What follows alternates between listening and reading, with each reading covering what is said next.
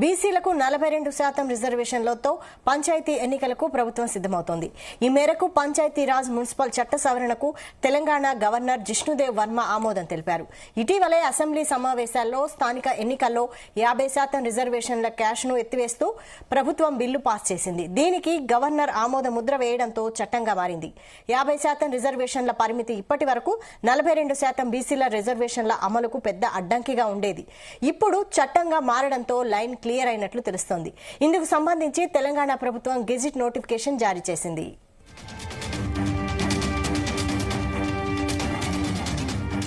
ఇదే అంశంపై మరిన్ని updates chief news coordinator Radhakrishna live లో అందిస్తారు. రాధాకృష్ణ. Good afternoon Vaishali. తెలంగాణలో స్థానిక సంస్థల ఎన్నికలకు పూర్తి స్థాయిలో లైన్ క్లియర్ అయిందని మనం చెప్పవచ్చు. ఎందుకంటే కాసేపటి క్రితమే గవర్నర్ విష్ణుదేవ్ వర్మ యొక్క రాష్ట్ర ప్రభుత్వం ఆమోదించిన అసెంబ్లీలో ఆమోదించినటువంటి చట్ట సవరణ పంచాయతీరాజ్ చట్ట సవరణ 2018 సంబంధించి చట్ట సవరణకు ఆమోద ముద్ర వేశారు. సో దాంట్లో 50% ఏదైతే రిజర్వేషన్లకు సంబంధించి 50% క్యాప్ ఉందో దాన్ని ఆ నిబంధన ఎత్తివేస్తూ రీసెంట్ గా తాజాగా జరిగినటువంటి శాసనసభ సమావేశంలో ప్రభుత్వం బిల్లును ప్రవేశపెట్టి ఆమోదించింది. సో చట్ట సవరణ సంబంధించి గవర్నర్ వద్ద పెండింగ్ ఉంటూ వచ్చింది. సో తాజాగా కాసేపటి క్రితమే గవర్నర్ దానికి ఆమోద ముద్ర వేశారు.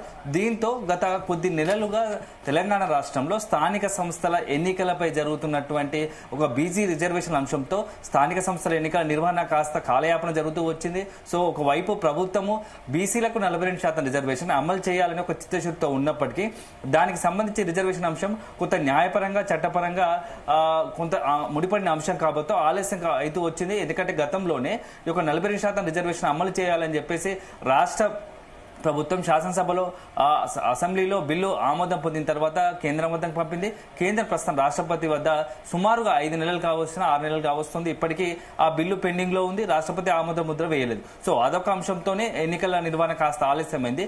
దాంతో పాటుగా కొద్ది రోజుల తర్వాత రాష్ట్ర కేబినెట్ గవర్నర్స్ కు ఒక ఆర్డినెన్స్ పంపింది. సో ఆర్డినెన్స్ ద్వారానైనా ఎన్నికలు నిర్వహించాలి, 42% రిజర్వేషన్ అమలు చేయాలని భావించింది. సో అది కూడా గవర్నర్ వద్ద పెండింగ్ ఉంటూ వచ్చింది. సో ఇవన్నీ పరిస్థితుల నేపథ్యంలో ఒకవైపు 42% రిజర్వేషన్ అమలు చేయాలని ఇటు బీసీ సంఘాలు కావచ్చు, సొంత కాంగ్రెస్ పార్టీలోని కొంత వర్గం కూడా బీసీలకు సంబంధించి ఖచ్చితంగా 42% మనం హామీ ఇచ్చాం కాబట్టి 42% రిజర్వేషన్ అంశం అమలు చేశాకే స్థానిక సంస్థల ఎన్నికలకు వెళితేనే పార్టీగా ప్రభుత్వానికి మనకు పేరు ఉంటుంది, మన ప్రయత్నం కూడా ఒక రకంగా విజయవంతమైనటువంటి తప్ప పార్టీ పరంగా 42% రిజర్వేషన్ ఇస్తే దానికి ప్రజల నుంచి బీసీ సంఘాల నుంచి కొంత వ్యతిరేకత వచ్చే అవకాశం ఉంది అని చెప్పేసి కొంత పార్టీలో కూడా చర్చ జరిగింది. ఇటీవల జరిగినటువంటి కాంగ్రెస్ పార్టీ అత్యున్నతమైనటువంటి రాజకీయ వ్యవహారాల కమిటీ రాష్ట్రంలో కాంగ్రెస్ పార్టీ ఆధ్వర్యంలో జరిగిన భేటీలో కూడా సీఎం రేవంత్ రెడ్డితో పాటు మీనాక్షి నటరాజన్ ఇతర కీలక నేతలందరూ కూడా పాల్గొన్నారు.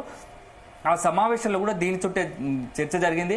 పార్టీ పరంగా 42% రిజర్వేషన్లు ఇస్తే అది కేవలం కంటితుడుపు చర్యగానే ఉంటుంది తప్ప అల్టిమేట్ గా కాంగ్రెస్ పార్టీ ప్రభుత్వం మొదటి నుంచి ఇంతవరకు ఇనిషియేషన్ తీసుకుంది, కులగణన చేపట్టాము, 42% రిజర్వేషన్ కు సంబంధించి అసెంబ్లీలో బిల్లు ఆమోదు చేశాం. ఇంత చేసి చివరాఖరికి పార్టీ పరంగా రిజర్వేషన్ అమలు చేస్తే అది మొదటికే మోసం వస్తుంది. కేవలం ఏదో పేరుకు కాలయాపన చేయడానికే ఇదంతా కూడా బీసీలను కొంత వంచడానికి ఇలాంటి అన్ని కట్టుకథలు అల్లేలా ఇలాంటి ప్రణాళికలు రచించిందని చెప్పేసి కొంత రాజకీయంగా విమర్శలు అవకాశం ఇచ్చినట్టు అవుతుందని చెప్పేసి చర్చ జరిగింది. ఈ నేపథ్యంలో ప్రభుత్వం కూడా ఎన్నికలు ఆలస్యమైనా సరే 42% బీసీలకు రిజర్వేషన్ అమలు చేశాకే ఎన్నికలు వెళ్లాలని డిసైడ్ అయింది. సో ఈ నేపథ్యంలోనే తాజాగా జరిగిన అసెంబ్లీ సమావేశాల్లో కూడా గతంలో 2018లో బీఆర్ఎస్ హయాంలో జరిగినటువంటి ఒక రిజర్వేషన్లు 50% కటాఫ్ సంబంధించి ఆ పంచాయతీరాజ్ చట్ట సవరణ బిల్లు ప్రవేశపెట్టింది. సో దానికి అనుగుణంగానే ఒక 50% క్యాప్ ని ఎత్తివేయాలనే ఒక ఉద్దేశంతో రీసెంట్ గా జరిగిన శాసనసభ సమావేశాల్లో ఈ యొక్క చట్ట సవరణ బిల్లును ప్రవేశపెట్టింది. దానికి ఆమోదం తెలిపిన శాసనసభ అది గవర్నర్ వద్ద పెండింగ్ లో ఉండడం, గవర్నర్ వద్ద పంపగానే నెక్స్ట్ డేనే గవర్నర్ వద్ద ఉండగానే రాష్ట్రానికి సంబంధించి ప్రభుత్వం మంత్రివర్గం మొత్తం కూడా మంత్రులందరూ కలిసి అదేవిధంగా ఆల్ పార్టీ ఇతర పార్టీకి సంబంధించిన నేతలందరినీ కలుపుకొని కూడా అఖిలపక్ష ఆధ్వర్యంలో గవర్నర్ వద్దకు వెళ్లి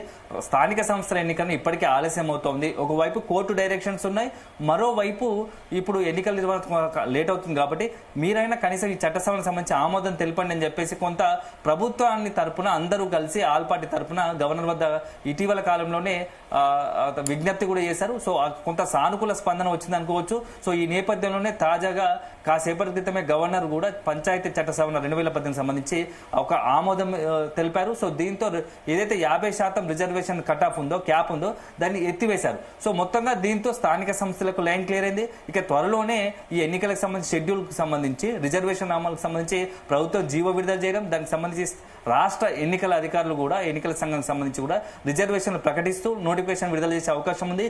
ఇప్పటికే ఎప్పటి నుంచో కూడా గత నెల రోజులుగా కూడా ఎన్నికలకు సంబంధించి రాష్ట్ర ఎన్నికల సంఘం పూర్తి స్థాయిలో సన్నద్ధంగా ఉంది.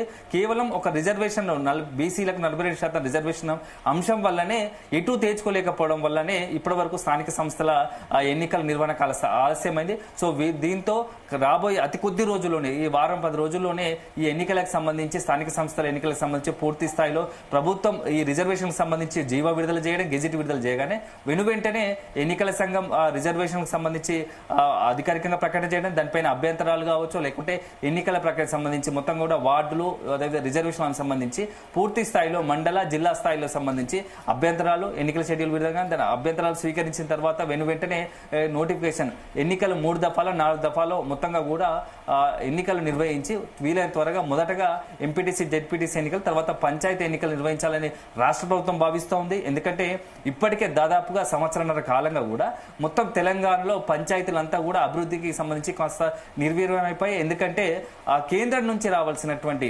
పంచాయతీరాజ్ శాఖ పంచాయతీరాజ్కి రావాల్సినటువంటి కేంద్రం నుంచి రావాల్సిన నిధులన్నీ కూడా ఇప్పటికీ రాలేకపోయాయి. ఎందుకంటే గ్రామ పంచాయతీలు యాక్టివ్గా లేని కారణంగా ప్రత్యేక అధికారుల పాలన ఉండడం వల్ల గ్రామ పంచాయతీలకు కేంద్రం నుంచి రావాల్సిన నిధులన్నీ కూడా ఆగిపోయాయి. దీంతో అభివృద్ధి దానిపైన ప్రభావం ఉంది. గ్రామాల్లో పారిశుద్ధ లోపం కావచ్చు, ఇతరత్ర ఆ పంచాయతీ మొత్తం కూడా నిర్వహణకు సంబంధించి అభివృద్ధి కుంటుపడింది. దీంతో ప్రభుత్వం కూడా ఎన్నికల ఆలస్యం ఇప్పటికే అయింది కాబట్టి వీలైనంత త్వరగా 3 లేదా 4 దఫాల్లో ఎన్నికల ప్రక్రియ పూర్తి చేయాలని భావిస్తోంది. సో మొదటి నుంచి కూడా ఈ యొక్క ఎన్నికల నిర్వహణకు ప్రధానంగా అడ్డంకిగా నిలిచినటువంటి బీసీలకు 42% రిజర్వేషన్ సంబంధించి ఒక ప్రధాన ఘట్టం మూసిందని చెప్పవచ్చు. ఏదైతే గవర్నర్ బిష్ణుదేవ్ వర్మ ఆమోదంతో చట్ట సవరణ దానికి ఆమోదంతో కాస్త ప్రభుత్వానికి పెద్ద ఊరట లభించినట్టయింది. సో ఏ మాత్రం కూడా ఇక ఆలస్యం చేయకుండా ఎన్నికల ప్రక్రియ నిర్వహించేందుకు ప్రభుత్వం తరఫున అన్ని రకాలుగా సిద్ధమైనట్టుగా తెలుస్తోంది. వీళ్ళని త్వరగానే నోటిఫికేషన్ సంబంధించి ఎన్నికల సంఘం నుంచి నోటిఫికేషన్ షెడ్యూల్ విడుదలయ్యాక అన్ని ప్రణాళికలు రచిస్తున్నట్టుగా తెలుస్తోంది. ఎందుకంటే ఇప్పటికే రాష్ట్ర ప్రభుత్వం కాంగ్రెస్ పార్టీ ఈ బీసీలకు 42% రిజర్వేషన్ చాలా రాజకీయంగా చాలా ఇంపార్టెంట్ గా చూస్తుంది, చాలా కీలకంగా భావించింది. ఎందుకంటే తెలంగాణ సమాజంలో, తెలంగాణ జనాభాలో మెజార్టీగా సుమారు 59 నుంచి 60% బీసీలు ఉన్నారు. సో ఈ బీసీలకు సంబంధించి కనుక 42% రిజర్వేషన్ అమలు చేస్తే అది రాజకీయంగా చాలా లబ్ధి పొందే అవకాశం ఉంటుంది. సో ఇప్పటికీ మెజార్టీగా ఉన్నటువంటి బీసీల మద్దతు మనం కోరినట్టు అవుతుంది అనే ఒక ఉద్దేశంతో ఉంది. ఎప్పటి నుంచో ఇక బీసీల 42% రిజర్వేషన్ పెండింగ్ లో ఉంటుంది కాబట్టి కాంగ్రెస్ ప్రభుత్వమే దాన్ని చాలా సీరియస్ గా తీసుకొని అమలు చేసింది అనే ఒక భావన కనుక బీసీలో కలిగితే బీసీల నుంచి మెజార్టీ ఓట్లు ఏ ఎన్నిక జరిగినా కొంత రాజకీయంగా లబ్ధి చేకూర్చే అవకాశం ఉంటుందని చెప్పేసి ఒక చర్చ జరిగింది. కాంగ్రెస్ పార్టీ కూడా అదే రకంగా దీన్ని వాడుకోవాలని ఆలోచిస్తుంది. సో రాజకీయంగా ఒక వాడుకోవాలనే ఉద్దేశంతోనే ఇన్ని రోజులు ఎన్నికల ఆలస్యమైన వెయిట్ చూసే దూరంలో ఉంది. సో ఇప్పుడు తాజాగా గవర్నర్ ఆమోదంతో ఎన్నికలకు సంబంధించి కాస్త లైన్ క్లియర్ అయినట్టే మనం చెప్పవచ్చు. దీంతో త్వరలోనే ఎప్పుడైనా ఈ 2-3 రోజుల్లోనే ఎన్నికలకు సంబంధించి ప్రక్రియ షురు అయ్యే అవకాశాలు స్పష్టంగా కనబడుతున్న విషయాలు. అయితే ఇప్పుడున్న పరిస్థితుల్లో బీసీలకు 42% రిజర్వేషన్ పైన నెక్స్ట్ ఒకవేళ కనుక ప్రభుత్వం జీవో విడుదల చేసిన తర్వాత తదుపరి కోర్టుకు సంబంధించి ఎవరైనా కోర్టుకు వెళ్తే ఈ యొక్క ఎన్నికల ప్రక్రియ నిలిచిపోయే అవకాశం ఉందా అనే కూడా ఒక చర్చ జరుగుతోంది. సో దానికి సంబంధించి పూర్తి స్థాయి ఇంకా మనకు సమాచారం అందాల్సి ఉంది.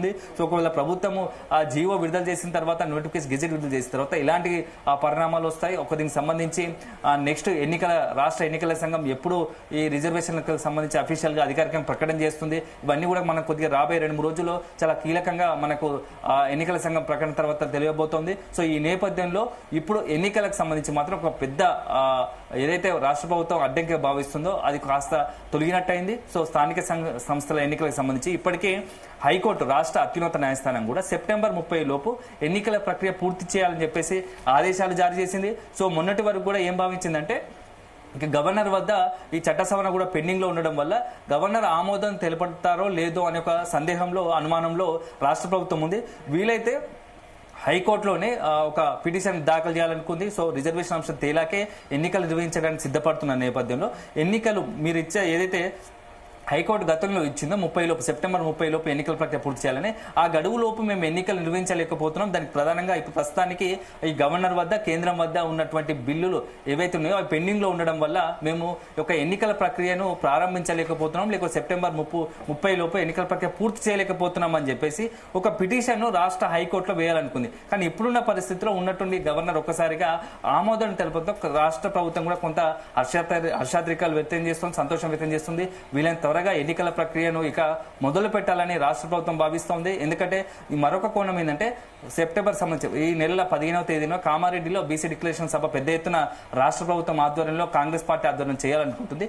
ఈ లోపే ఇప్పుడు ఈ యొక్క బీసీల 42% రిజర్వేషన్ సంబంధించి ఒక ఊరట లభించింది. సో రేపో ఎల్లుండో దీనికి సంబంధించి ఒక గెజెట్ కూడా విడుదల చేయబోతోంది. మేము అన్న మాట ప్రకారం ఏదైతే ఎన్నికల సమయంలో శాసనసభ ఎన్నికల సమయంలో బీసీలకు సంబంధించి 42% రిజర్వేషన్ సంబంధించి ఏదైతే హామీ ఇచ్చామో అది పూర్తి స్థాయిలో నెరవేర్చాము, కులగణన చేశాము, ఈ నెరవేర్చాము అని చెప్పేసి కొంత బీసీలకు సంబంధించి కాంగ్రెస్ పార్టీ కావచ్చు, రాష్ట్ర ప్రభుత్వం కావచ్చు కట్టుబడి ఉంది.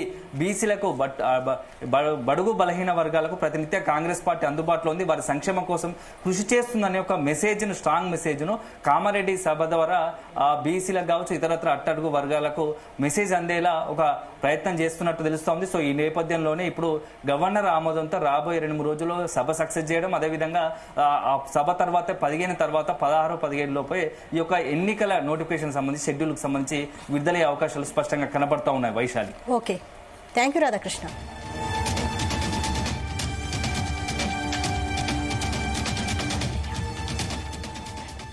బీసీలకు 42% రిజర్వేషన్లతో పంచాయతీ ఎన్నికలకు ప్రభుత్వం సిద్దమవుతోంది.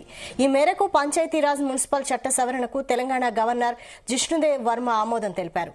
ఇటీవలే అసెంబ్లీ సమావేశాల్లో స్థానిక ఎన్నికల్లో 50% రిజర్వేషన్ల క్యాప్ను ఎత్తివేస్తూ ప్రభుత్వం బిల్లు పాస్ చేసింది. దీనికి గవర్నర్ ఆమోద ముద్ర వేయడంతో చట్టంగా మారింది. 50% రిజర్వేషన్ల పరిమితి ఇప్పటి వరకు 42% బీసీల రిజర్వేషన్ల అమలుకు పెద్ద అడ్డంకిగా ఉండేది.